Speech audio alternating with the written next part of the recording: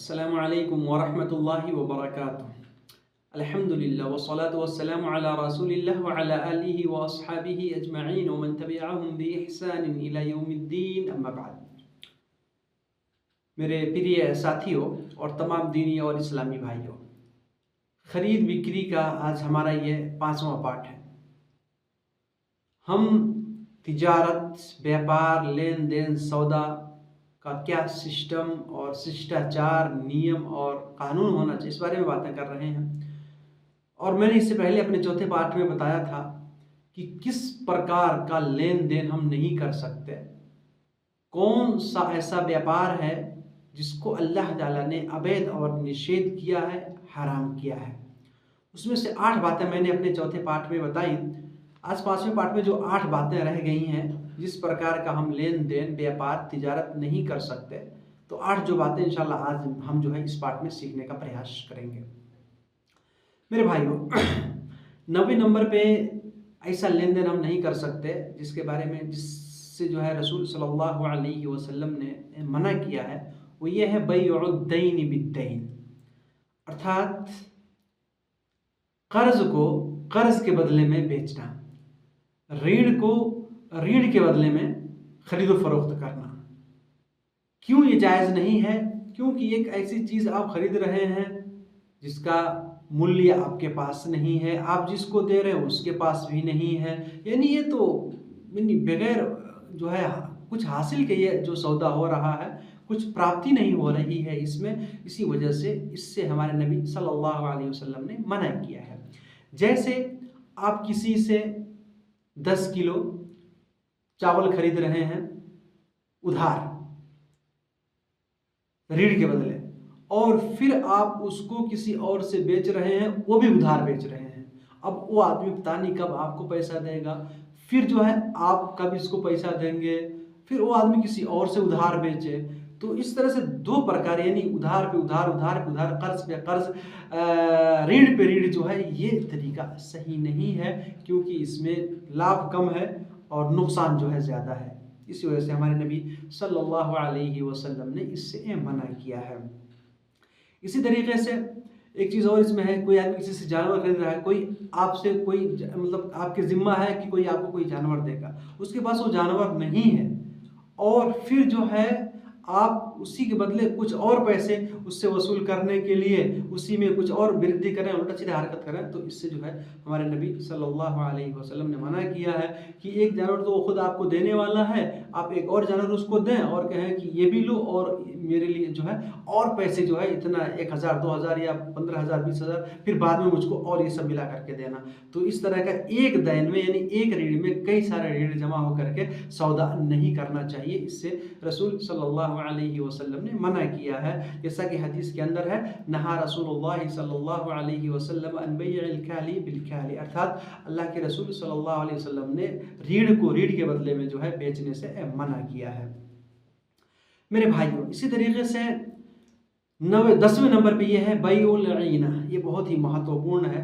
बैउल ईना, ईना किसको बोलते हैं कि कोई चीज़ इस तरह से बेचना, यानी कोई चीज़ आप उधार किसी से बेचें ज़्यादा पैसे दे करके। यानी इसका उदाहरण ये है कि आप किसी से मोबाइल बेच रहे हैं, कह रहे हैं उधार दूंगा तुमसे, तुमको उधार दूंगा 15,000 में, 15,000 में उधार उसको दे दिए, और फिर जो है वो सामान जो है आपके पैसा है, आपके पास पैसा है, तो आप उसको दे करके नगद उससे जो है 12,000 में खरीद लें। यानी नगद दे रहे हैं तो कम पैसा, और अगर उधार का लेन देन हो रहा है तो ज़्यादा पैसा। मेरे भाइयों, इससे हमारे नबी सल्लल्लाहु अलैहि वसल्लम ने मना किया है।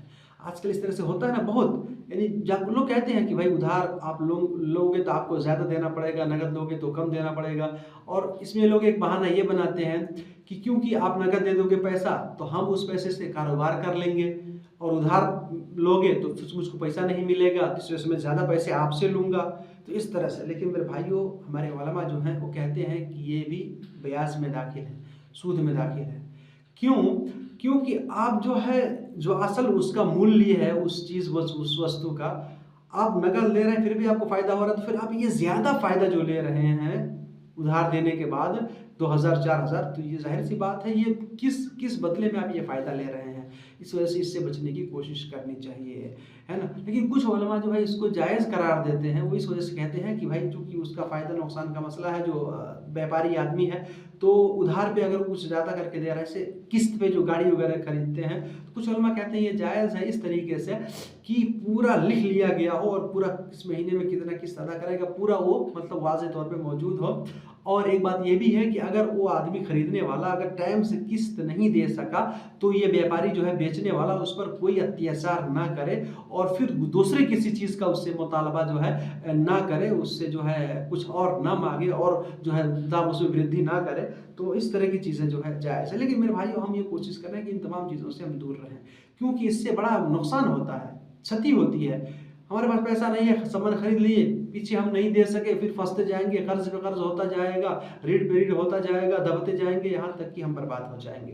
तो आपके पास जितना पैसा है कोशिश करें कि उतने ही में कारोबार करें, उतने ही में तिजारत और व्यापार करें, ताकि जो है मामला साफ रहे और खुद जो है किसी बोझ के नीचे जो है आप ना दबें। इसी वजह से रसूल सल्लल्लाहु अलैहि वसल्लम ने इस तरह का लेन देन से जो है हमें मना फरमाया है। हदीस शरीफ के अंदर है, रसूल सल्लल्लाहु अलैहि वसल्लम ने फरमाया, इदा वन्न अन्नासु बिद्दिनारि वद्दिरहम, जब लोग दिनार और दिरहम के बारे में बखील हो जाएंगे, कंजूस हो जाएंगे, व तबायउ बिल ईना, और ईना के जरिए वो खरीद व फरोख्त करेंगे, लेन देन करेंगे, यानी यही कि नकद देंगे तो कम में, उधार देंगे तो ज़्यादा। और फरमाया कि वो लोग गाय के पूंछ, गाय के दुम के पीछे लग जाएंगे, यानी मामूली सी बात पर लोगों को दबाएंगे, अत्याचार करेंगे, उनके ऊपर कठोरता उत्पन्न करेंगे, सख्त बनेंगे। तो मेरे भाई ऐसा देखने को मिलता है, गरीब आदमी, एक धनी आदमी है, गरीब आदमी का खून चूस लेता है कि नहीं, परेशान कर देता है। हमें आसानी पैदा करना चाहिए, एक दूसरे पर दया करना चाहिए। हम एक दूसरे पर दया करेंगे, रहम करेंगे, अल्लाह ताला हमारे ऊपर दया करेगा, हमारे माल में, हमारे संपत्ति में वृद्धि करेगा, बरकत देगा, लाभ देगा, हमारा फ़ायदा होगा। तो इससे जो है हमको दूर रहना चाहिए। फरमाया रसूलुल्लाह सल्लल्लाहु अलैहि वसल्लम ने कि वो लोग अल्लाह के रास्ते में जिहाद करना, धर्म युद्ध करना छोड़ देंगे तो अल्लाह ताला उनके ऊपर आफत, मुसीबत और परेशानी को नाजिल करेगा और फिर उसको दूर नहीं करेगा, यहाँ तक कि वो सही मार्ग में लौट के आ जाए। आज हम परेशान क्यों हैं? इसी वजह से। इतना कमा रहे हैं लेकिन फिर भी सुकून नहीं है, शांति नहीं मिल रही, इसी वजह से। एक दूसरे पर दया करें और साफ़ सुथरा जो है माहौल और अपना जो है लेन देन का मामला जो है एकदम जो है साफ़ सुथरा और शुद्ध रखें। मेरे भाइयों, हज़रत आयशा रज़ी अल्लाह ताला अन्हा, उनके पास एक औरत आई और उसने कहा कि मैंने ज़ैद इब्न अरक़म से एक गुलाम बेचा है, एक दास को बेच दिया है। कितने में? 800 दिरहम में।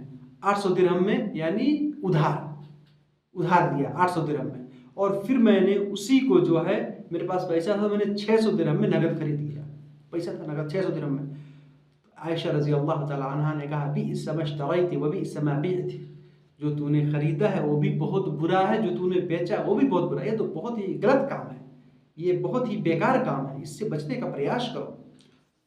और फरमाया कि उनका जिहाद ज़ैद इब्न अरक़म का, जो उन्होंने अल्लाह के रसूल सल्लल्लाहु अलैहि वसल्लम के साथ किया है, अगर वो तौबा नहीं करेंगे, क्षमा याचना नहीं करेंगे, अल्लाह से इस्तिग़फ़ार नहीं करेंगे, पश्चाताप नहीं करेंगे, तो वो बेकार हो जाएगा।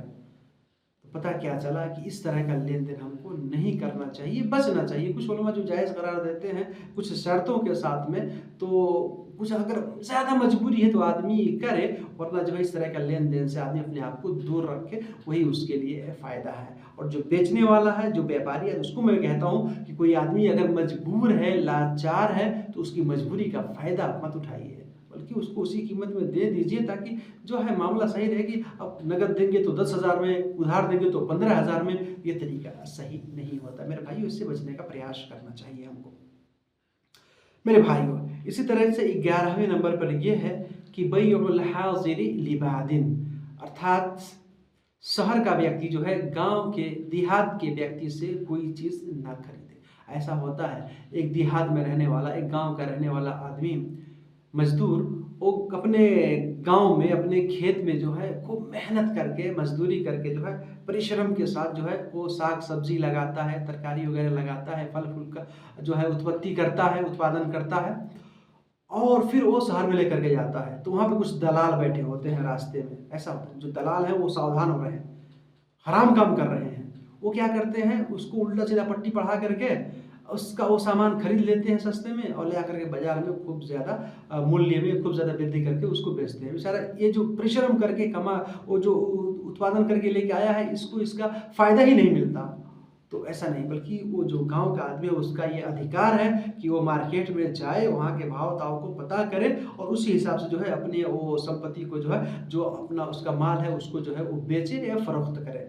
तो ये ज़रूरी है। जो दलाली करते हैं जो है ये बहुत हराम काम कर रहे हैं, इससे उनको दूर रहना चाहिए। कभी-कभी क्या करते हैं, कुछ सामान हुआ उसको रोक लेते हैं और कहते हैं कि अभी इसका भाव नहीं है, जब इसका भाव असल आएगा तब जो है इसको हम बेच देंगे। मेरे भाई, अगर लोगों को उसकी आवश्यकता है, आप अगर रोक के रखे हैं, स्टोर करके रखे हैं, गोदाम में रखे हैं, तो मेरे भाइयों आप लोगों पर अत्याचार कर रहे हैं। बेचारे कुछ लोग भूखे मर रहे हैं और आप उस सामान को रोक के रखे हैं कि इसका भाव ज़्यादा होगा तब हम बेचेंगे, तो ये तरीका सही नहीं है।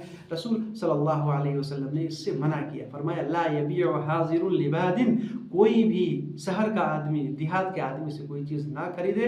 दाउन नास यरज़ुकुल्लाहु बअदहुम मिन बअद, और लोगों को छोड़ दो, अल्लाह ताला एक इंसान के माध्यम से दूसरे इंसान को रिज़्क देता है, रोज़ी देता है कि नहीं। एक किसान आदमी है, धान, गेहूँ, साग सब्जी का उत्पादन करता है, सब लोग उसको खाते हैं।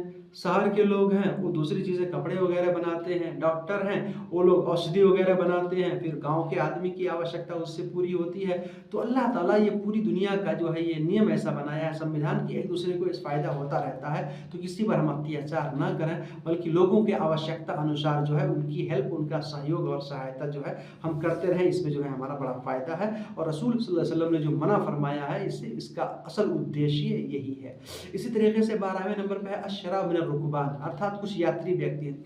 एक शहर से कोई आदमी आया कुछ सामान लेकर के, अब जो नए शहर में वो जा रहा है, अब उसका मार्केट कैसा है, बाजार कैसा है, भाव ताव कैसा है, उसको नहीं मालूम। फिर वहाँ पे दलाल लोग उसको लूट लेते हैं, है कि नहीं, धोखा दे देते हैं, छल कपट करके, बातचीत करके बड़ी चौड़ी, फिर जो है उससे जो है उसका सामान ले करके और फिर जो है ले जा करके शहर में उसको बेचते हैं। और बेचारा जो ये आदमी है इसको धोखा हो जाता है, इसको जो है इसकी कीमत नहीं मिलती है। तो आदमी खुद उसमें चौकन्ना रहे, होशियार रहे, सचेत और सावधान रहे, खुद अपना माल अच्छे तरीके से बेचने की कोशिश करे, भाव अच्छे तरीके से पता करके बेचने की कोशिश करे। और जो लोग दलाली करते हैं उनसे जो है उन लोगों से अपने आप को सावधान रखें और उन लोगों को भी सावधान रहना चाहिए, क्योंकि रसूल सल्लल्लाहु अलैहि वसल्लम ने हमको इससे मना फरमाया है। हदीस के अंदर है ला तलक़्क़ौ रुकबान वला यबीउ हादिरुन लिबादिन, अर्थात यात्रियों को, आने वाले दूसरे शहर से आने वाले लोगों को रास्ते में उनसे ना मुलाकात करो, उनके सामान का लेन देन ना करो, और कोई भी शहर का आदमी, देहात के आदमी से सामान जो है ना खरीद बिक्री करे। मेरे भाइयों, इसका वास्तविक उद्देश्य ये है कि हमारा जो लेन देन का मामला है ये साफ रहे, पवित्र रहे, शुद्ध रहे, ताकि इसमें कोई धोखाधड़ी ना हो और हमारा माल जो है वो भी पवित्र रहे और लड़ाई झगड़ा ना हो, और हम हलाल तरीके से अपना एक दूसरे का माल जो है हलाल तरीके से जो है उसका प्रयोग जो है उसका भोग करने का प्रयास करें। मेरे भाइयों, इसी तरीके से 13वें नंबर पर है बैउल मुसव्वम। इसके बारे में मैंने बताया था कि जानवर के थन में दूध रख करके बेचना, यानी भैंस है या गाय है तो उसके थन में 2 टाइम 3 टाइम का दूध आप इकट्ठा कर लें और फिर जो है उसको बेचें, ताकि खरीदने वाला व्यक्ति समझे बहुत दूध है इसके थन में, और फिर बेचारा घर लेकर जाए तो एक टाइम माशाल्लाह ज़्यादा दूध निकला, दूसरे तीसरे टाइम में ख़त्म। तो ये धोखा है, ये छल है।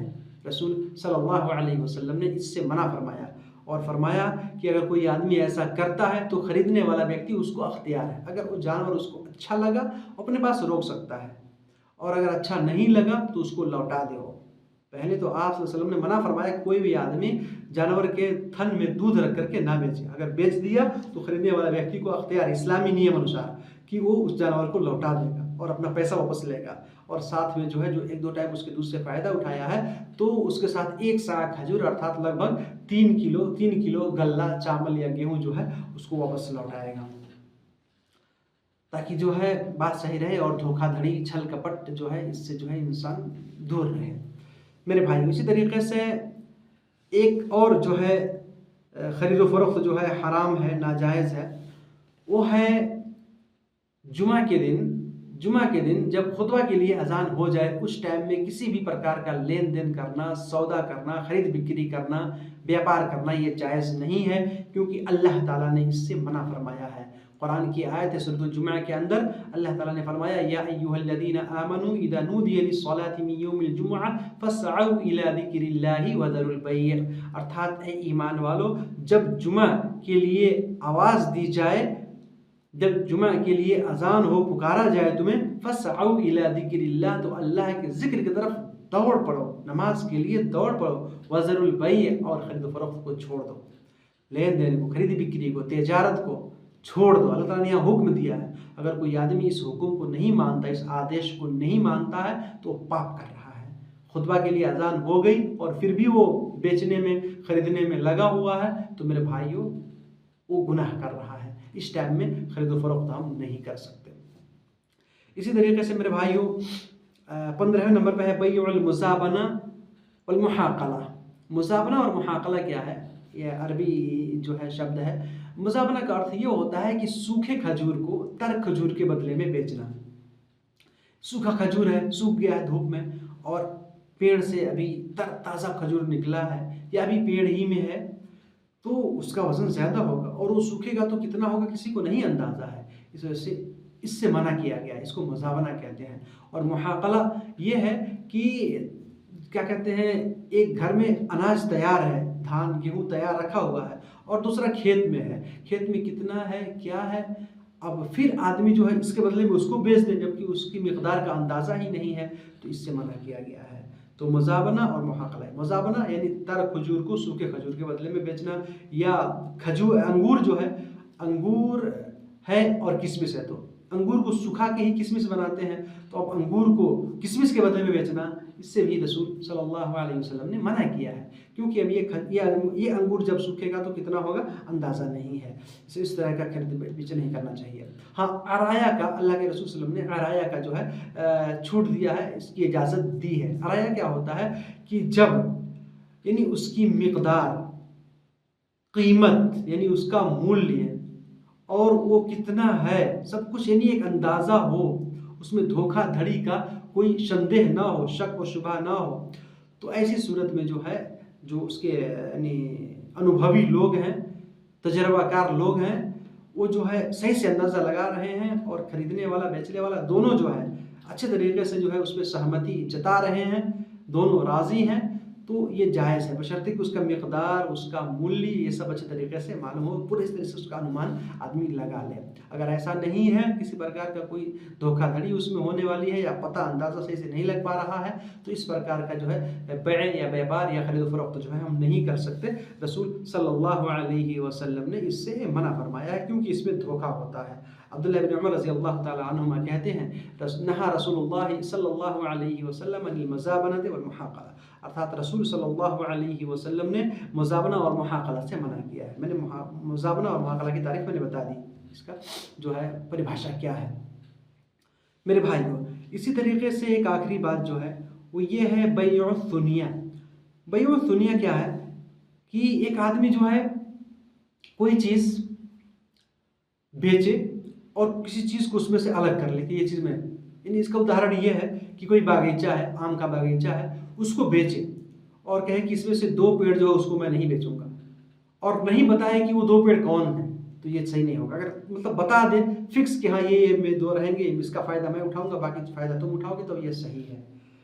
ऐसा हो सकता है ना कि वो कहे 2 पेड़ नहीं बेचूंगा, और फिर जब फल आए तो जिस पेड़ में बहुत ज़्यादा फल आया है वो 2 पेड़ अपने ले ले, तो खरीदने वाले व्यक्ति को क्षति है, नुकसान हुआ है कि नहीं। तो इस वजह से जो है कुछ चीज़ बेचना और फिर उसमें से कुछ अलग कर लेना और स्पष्ट रूप से वो ना बताना कि वो क्या है कैसा है, तो इसमें धोखा है, इसमें छल कपट है, इस तरह का जो लेन देन जायज़ नहीं है। तो मेरे भाइयों, जो हम ये बातें सीख रहे हैं, चूँकि हमारा धर्म इस्लाम एकदम ही पवित्र साफ धर्म है, शुद्ध धर्म है, खाने पीने के मामला में चाहता है कि किसी भी प्रकार का कोई गलत काम ना हो, कोई धोखा छल कपट, कोई गलत चीज़ ना हो, जो हम माल खाएँ हलाल और पवित्र खाएँ, हराम से बचें। तो इसी वजह से जो है हमें यह कानून बताया है। तो हर वो चीज़ जिसमें धोखा है, जिसमें छल-कपट है, जिसमें हराम का शक और संदेह है, शंका है, तो इन तमाम चीज़ों से हमारे धर्म ने जो है रोका है और हमको उसी के मुताबिक अमल करने की कोशिश करनी चाहिए। अल्लाह ताला हम सबको सीधे मार्ग पर चलने की तौफ़ीक अता फ़रमाए। आमीन। वस्सलामु अलैकुम व रहमतुल्लाहि व बरकातुहू।